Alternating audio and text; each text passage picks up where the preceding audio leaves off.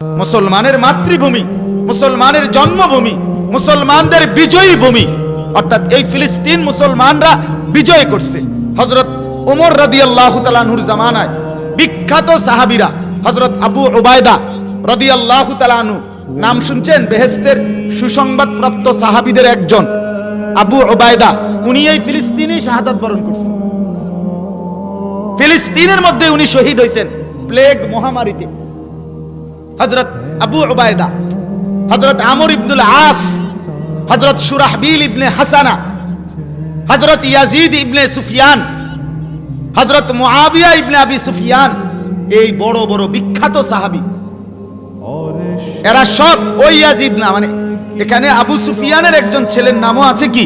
Yazid, উনি সাহাবী।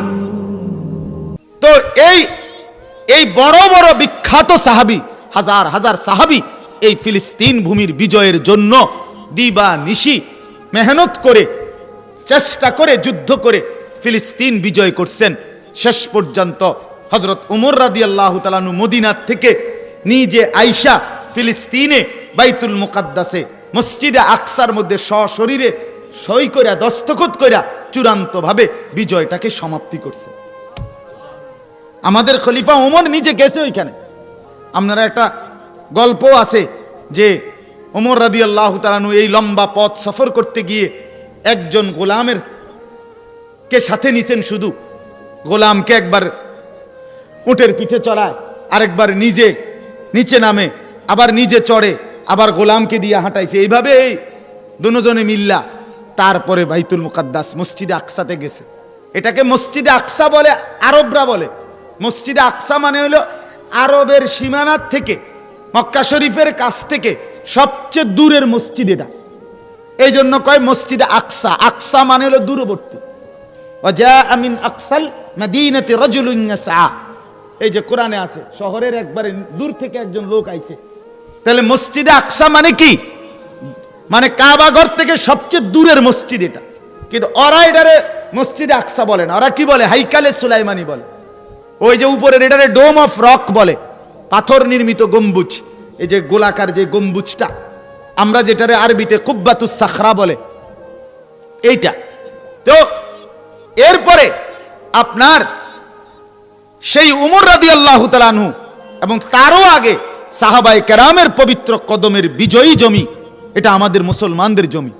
মুসলমান যদি কোনো অঞ্চল একবার বিজয় করে তো সেটা মুসলমানদের ভূমি হয়ে যায়, এটাই মাসআলা। তাহলে এটা তো আমাদের মুসলমানদের ভূমি, কথা বুঝেন নাই আমার? তো তুমি এখানে দেশ ঘোষণা দাও কিভাবে?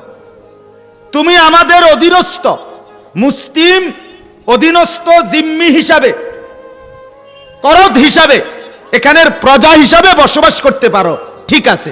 কিন্তু তুমি আপনার বলেন তুমি ইয়া কিভাবে হও, দেশ কিভাবে ঘোষণা করো?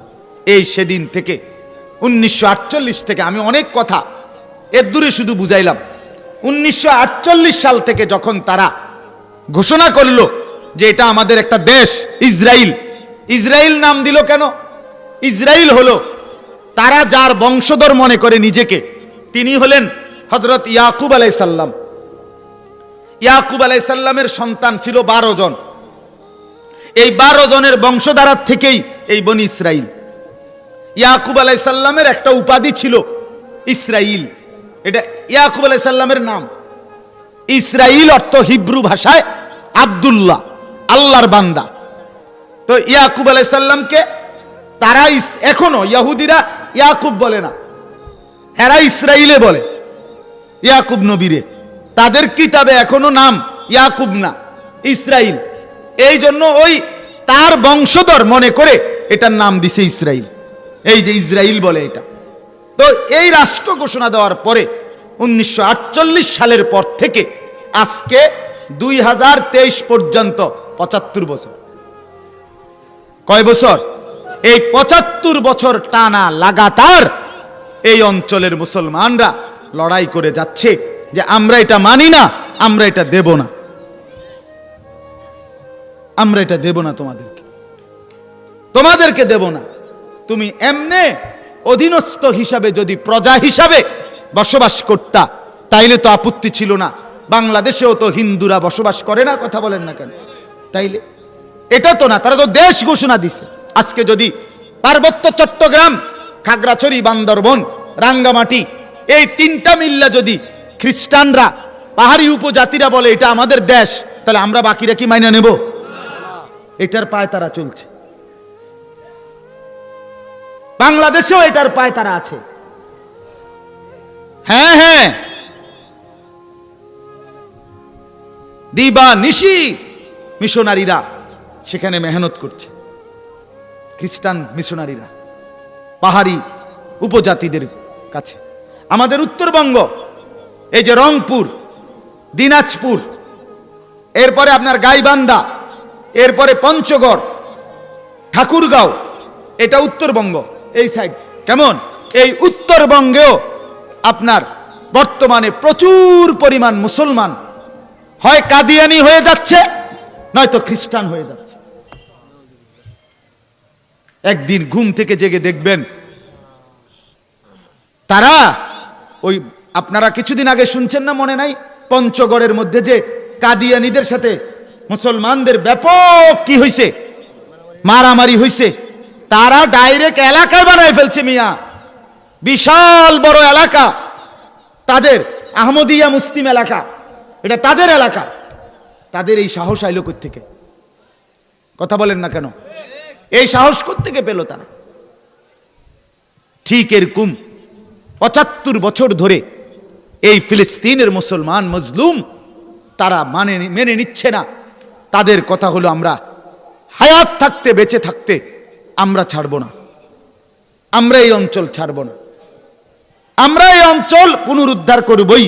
কারণ এটা আমাদের মুসলমানদের বিজয়ী ভূমি, এটা মুসলমানদের জমিন, এটা আমাদের অংশ। কাইটা তুমি দেশ ঘোষণা দেওয়ার কোনো অধিকার রাখো না, কোনো অধিকার রাখো। আমেরিকা রণতরী পাঠাইলা, আমেরিকা নিজে আইসা জো বাইডেন দেখা করে গেলা। তোমার আমেরিকার কোন একটা সাইড 3 কোটি মানুষ থাকতে পারবে এরকম একটা এরিয়া মাইপা হিসাব কইরা তুমি দিয়ে দাও না, তা করে। কথা বলেন না কেন? তোমার জায়গার অভাব আসেনি, তুমি মুসলমানের কলজা কাটলা কেন? ইংল্যান্ড তুমি দাও, কথা বলেন না, তুমি দিবানি, তুমি দাও। অস্ট্রেলিয়া তুমি দাও, ইউরোপ তুমি দাও। এরা তো এখনো আছে ওইখানে। যে অংশ ইসরায়েল থাকে ইহুদি, এরপরে বাকি বৃহৎ অংশ, মনে করেন 1.5 কোটি ইহুদি, তো এখানে আছে 90 লাখ 92 লাখের মতো। তো বাকিরা কই? বাকিদের মধ্যে বৃহৎ অংশ ইউরোপে, তো ওইখানে প্রায় 40-45 লাখ ইহুদি ইউরোপে আছে, গোটা ইউরোপ জুড়ে। তো হেগর লাগে একটা দেশ বানায় দাও। কথা বুঝছেননি আমার কথাটা? এটা জীবনেও দিবে না, এটা জীবনেও দিবে না। কেন? তোমার কি জমির অভাব পড়ছে? মুসলমানের পবিত্র ভূমি কি দরকার? মূল দরকার হইল পাশ্চাত্য তো খ্রিস্টানদের দখলে ইউরোপ, এই সাইড প্রাচ্য, এই সাইড আরব, এই সাইড এশিয়া, এই সাইডের মধ্যে তাদের একটা ঘাঁটি দরকার, যেখান থেকে এই সাইড দখলের পরিকল্পনা করবে। সেই সেনা ছাউনি, সেই ঘাঁটির নামে হচ্ছে ইসরায়েল।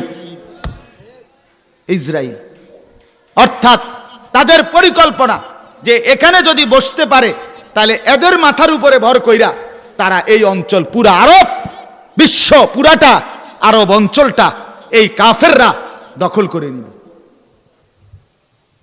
আর এখন আমি যে কথাটা বলতে চাচ্ছি, ইসরায়েলের একটা বড় স্বপ্ন আমরা নিজে আরবি কিতাবে, মিশরের একজন বড় বিখ্যাত লেখক